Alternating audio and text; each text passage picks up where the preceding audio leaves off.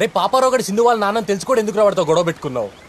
Bro నువ్వు మనసులో ఏ బాధ పెట్టుకుని డెసిషన్ తీసుకుంటున్నావో నాకైతే అర్థం కావట్లేదు. ఇప్పుడు దీనికి వెళ్ళిన ఆయన ఏమంటాడో.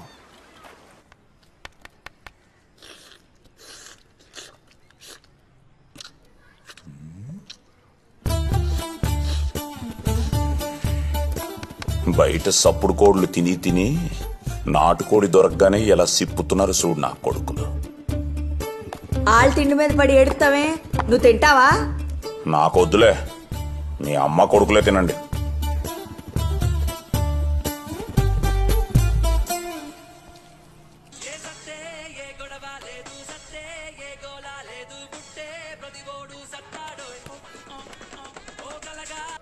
మీ బాబు ఏమైనా టెంపుల్లో ఆడుతున్నాడు బ్రో? హలో సార్, మేము గ్రామీణ బ్యాంక్ నుండి కాల్ చేస్తున్నాం. మీరు ఆవులు కానీ గొర్రెలు కానీ పెట్టుకుంటామంటే మేము లోన్ ఇస్తాం సార్. ఈడ చాలా గొర్రెలు ఉన్నాయిలేమ్మా, మాకు వద్దులే. ఏందో మంచి ముక్కలో నేను పెట్టిన పడితే. మీ నాయన ఏం చేస్తాడు? Father uncle.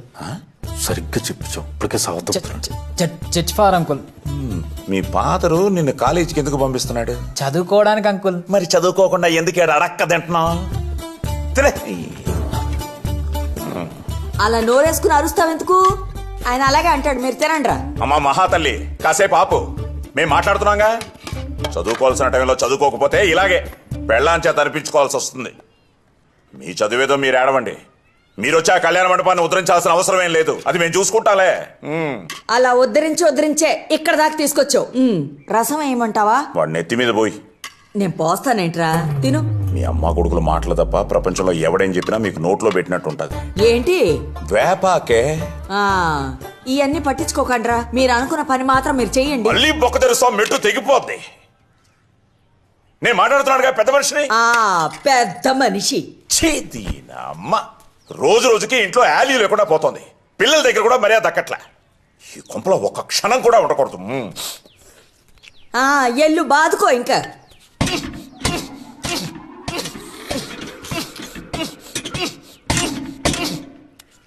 ఆపమనరా నువ్వు నాకు.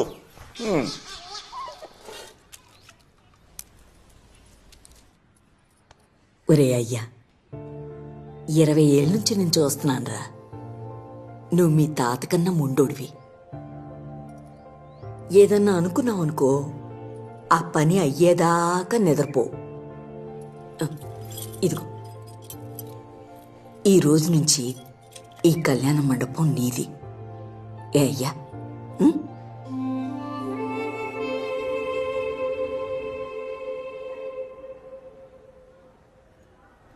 ఏంటి మహానుభావులంతా కట్టగట్టుకొచ్చేసారు? ఏలే సార్, 4-1 ప్రాజెక్ట్ కానీ అందరూ బయటకు వెళ్తున్నారు కదా సార్. మేము కూడా ఇక్కడ ఒక ప్రాజెక్ట్ టేకప్ చేద్దాం అనుకుంటున్నాం సార్. ఏం ప్రాజెక్ట్ రోయ్? మా ఎస్ఆర్ కళ్యాణ మండపం ఉంది కదా సార్, అది రీఓపెన్ చేసి పెళ్ళిళ్ళు చేద్దాం అనుకుంటున్నాం సార్. ఏంటి నిజంగానే? మేమంతా బిజినెస్ మైండ్ సెట్స్ కదా సార్, సో బిజినెస్ చేద్దాం అనుకుంటున్నాం. అవునరా, ఇంతకీ నువ్వు ఎన్నో ఇయర్ చదువుతున్నావు? 6th year. 6th year. ఇంకా ఎన్నేళ్ళు చదువుదాం అనుకుంటున్నావు నాయన? అంటే ఇది వర్కౌట్ అవుదనే బిజినెస్ చేద్దాం అనుకుంటున్నాం. బిజినెస్. నా ఇన్నేళ్ళ ఎక్స్పీరియన్స్లో మీ అంత ఎదవలు నేను చూడలేదురా. మీరు కాలేజీ నుంచి వెళ్ళిపోతానంటే ఆనందించేది ఫస్ట్ నేనే.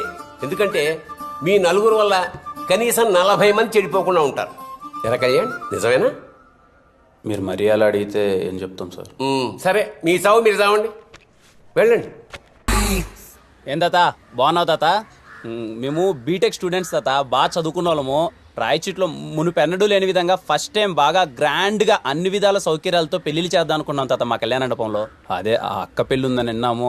ఆ అవకాశం మాకేంటి తాత? ఎస్ఆర్ కళ్యాణ మండపంలో అక్క పెళ్లి గ్రాండ్గా చేద్దాం తాత, బాగా పెద్దదిగా చేద్దాం తాత. ఎవడరా నీ కళ్యాణ మండపంలో పెళ్లి చేసుకునేది? వాళ్ళు వచ్చారా? వీళ్ళు బట్టలు అమ్ముకునే వాళ్ళే కాదు, వేరే వాళ్ళు. ఇది డ్రెస్ ఎఫెక్ట్ కాదు బ్రో, మన ఫేస్ ఎఫెక్ట్. మరి అంత లేకినా కొడుకుల్లా కనిపిస్తున్నామన్నా ఆంటీ? మా మొహాలు చూస్తే మరి దొడ్లు కడుక్కునే వాళ్ళు ఉన్నామా ఆంటీ? మరీ అంతేం లేరే. నమస్కారం అంటే, నా పేరు కళ్యాణ్ ఆంటీ. అదే మీ కొడుకు పెళ్ళుందని విన్నాము, ఆ అవకాశం మాకు ఇస్తే. పెళ్లిలో జీలకర్ర బెల్లం ఎందుకు పెడతారో తెలుసా అమ్మా? జీలకర్ర బెల్లం బెల్లం. మీకు పెళ్లి చేసుకునే వయసు వచ్చింది కానీ పెళ్లి చేసే అనుభవం ఇంకా రాలేదు. ముందు పెళ్లి ఎలా చేయాలో తెలుసుకోండి, పోండి.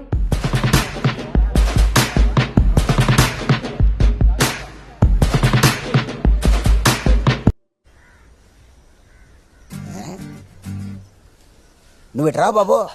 ఈయన బాబు ఏంటి? సరిపోయింది పో.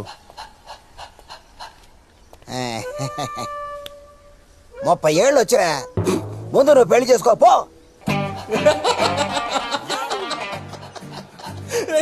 ఈయన బాబు ఏంటి? నువ్వు అంత సీరియస్గా చూడకు, ఇంకా నవ్వు వస్తుంది. రాత్రి ముసలాయన చూసారా, బఫే సిస్టంలో భోజనం ఎలా చేయాలో తెలియక తిరిగి వెళ్ళిపోయాడు. లక్షలు పెట్టి పెళ్లి చేస్తారు కానీ వచ్చిన వాళ్ళకి మర్యాద ఎలా చేయాలో తెలియదు ఆవిడకి. ముందు మనకు పెళ్లి అవకాశం ఎవడిస్తాడు అది ఆలోచించు.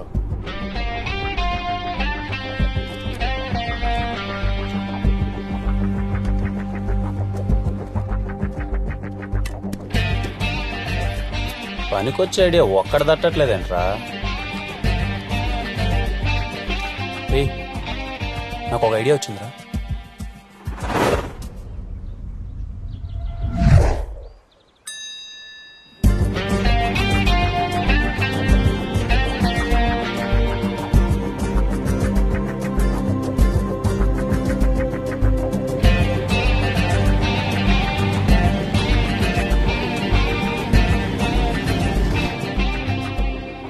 మీరు మరీ మమ్మల్ని ఎదవలను చూసినట్టు చూడకండి. ముందుగా మా మాట మరణించి ఇక్కడ దాకా వచ్చినందుకు థ్యాంక్స్. అది మరణించి కాదు, మరణించి. నేను మాట్లాడొచ్చాక కాసేపు? మాట్లాడు, అందుకేగా వచ్చావు. ఏందనితే ఇప్పటికే మీరు అందరూ అనుకుంటా ఉండొచ్చు నా కొడుకులు కాలేజ్ వదిలేసి బయటకు వెళ్ళి ఏం పని చేస్తున్నారా ఏంటి అని. మేమేం అనుకోలేదే. ఏం లేదు, మా ఎస్ఆర్ కళ్యాణ మండపంలో మేము పెళ్ళిళ్ళు చేద్దాం అనుకుంటున్నాం. రజనీ, నీ ప్రాబ్లం ఏంటి? నిన్నేం పెళ్లి చేసుకుంటాను లేదుగా. అయితే నాకేం పని, నేను వెళ్తా. అన్నా నువ్వు ఉన్నా స్వామి కాసేపు. అమ్మ రజని కూర్చోవా ప్లీజ్, కూర్చో. మీరే కాదులే 20 ఏళ్ల కుర్రాళ్ళు పెళ్లిళ్ళు చేస్తున్నారంటే బయట కూడా చూసి అందరూ నవ్వుతున్నారు. 20 ఏళ్ళేంటి, 24 ఏళ్ళు కదా ఆయనకి. నాకు అర్థమైంది మీరు బాగా మా మీద ప్రతీకారం తీర్చుకుంటున్నారని. దయచేసి కాసేపు నేను మాట్లాడేది వినండి. ఆ తర్వాత మీరు ఆడ దండం పెట్టమంటే ఆడ దండం పెడతా. ఎవరికన్నా నువ్వు వస్తే నువ్వు ఆపుకోండి ప్లీజ్. మీలో ఇక్కడ 90s మ్యారేజ్ ఎంతమంది గుర్తున్నాయి? అంటే చిన్నప్పుడు చూసింటారు కదా, మీ అత్త పెళ్ళో మీ మామ పెళ్ళో పెళ్లి జరిగేటప్పుడు చూసింటారు కదా, ఎంతమంది గుర్తున్నాయి? నా దృష్టిలో పెళ్ళిళ్ళు అంటే అవి ఇప్పుడు జరిగేటి పెళ్ళిళ్ళు కాదు, అవి ఒక బర్త్డే ఈవెంట్ లెక్క తయారైపోయినాయి.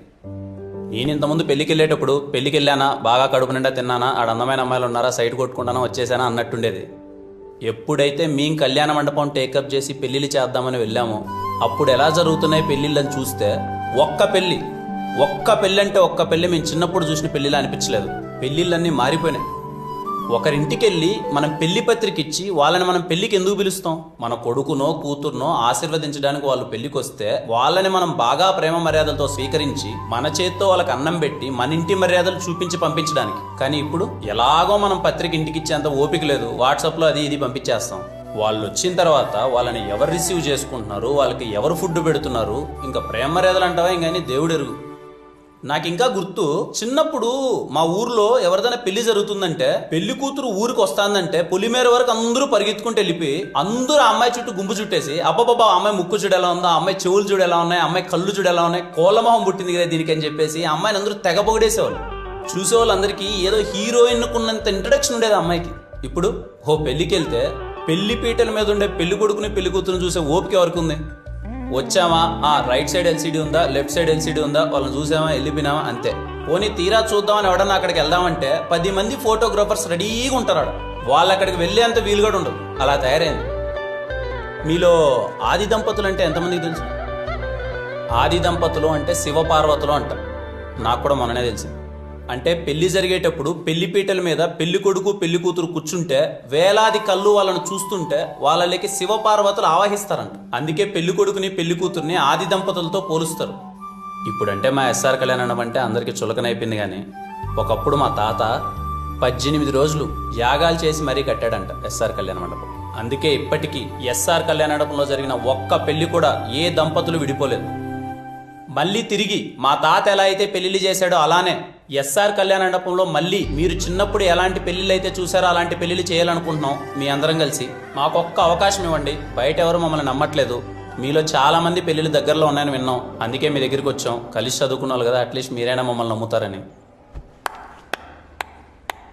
కళ్యాణ్, పెళ్లి గురించి చాలా బాగా చెప్పావు. నన్ను చేసుకోవడానికి ఎవరు ముందుకు రావట్లే. వస్తే ఖచ్చితంగా మీ మండపంలోనే పెళ్లి చేసుకుంటాను. తిని ఒప్పుకున్నట్టే మనం పెళ్లి చేసినట్టే. పన్ను ఒప్పుకో. తీసుకున్నట్టు కాదు, ఖచ్చితంగా ఎవరెవరికి చెప్పండి, సరేనా? ఎత్తే అప్పుడు నెంబర్ పంపి. ఏమో అనుకున్నా కానీ ఈ గ్యాప్లోనే చాలా బాగా అబ్జర్వ్ చేశారా నువ్వు. కళ్యాణ్, ఏంటి నన్ను పట్టించుకోవడమే మానేసావు? తిన్నావా సింధు? ఇట్లా మాట్లాడే నా దృష్టిలో కుక్కవైనావు. అయినా తెలియక అడుగుతాను, మా నాన్నతో ఏంట్రా గొడవ? ఇప్పుడు మీ నాన్న గురించి ఎందుకు లేసిందో, చాలా రోజుల తర్వాత కలిసాం, మన గురించి అన్న మాట్లాడు. మన గురించి మాట్లాడడానికి నీకు నాకు ఏముంది? ఏం లేదు. ఏమీ లేదా? ఏమీ లేదు. ఇదే విషయం కాలేజ్లో అందరికీ చెప్పాయి, నేను ఎవరినో ఒకటి తగులుకుంటా. అసలే వాళ్ళు వీళ్ళు నేనేదో నీ లవర్ అనుకుంటున్నారు.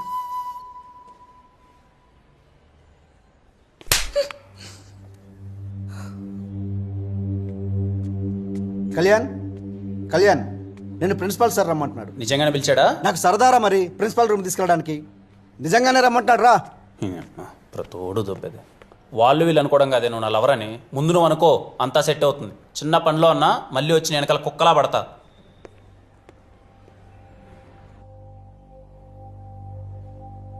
అదిరా కళ్యాణ్, బేసిక్గా నీకు పెళ్లి ఇవ్వట్లేదు, ప్రాబ్లం ఇస్తున్నాను. దాన్ని సాల్వ్ చేసి పెళ్లి చేసే బాధ్యత మీది. చేస్తారా? చేస్తాం సార్. మరోసారి ఆలోచించుకోండి. చేస్తాం సార్. కాలేజీలో స్టూడెంట్స్ టైంకి వచ్చి పద్ధతిగా చదువుకున్నారనుకో, వాళ్ళతో నాకు ప్రిన్సిపాల్లా ఉండాలనిపిస్తుంది. ఇదిగో మీలా ఎదవల్లా ఉన్నారనుకో, వాళ్ళతో నాకు ఫ్రెండ్షిప్ చేయాలనిపిస్తుంది. మీరు అలా అంటుంటే ఎంట్రికలు నిల్చుకున్నాయి సార్. అచ్చా, పెళ్లిలో సగం ఖర్చు నాదిరా, ఓకేనా? Thank you sir. మంచిది, వెళ్ళండి. ఏ Kalyan, Kalyan, 1 minute sir. 1 minute, ఇలా కూర్చో.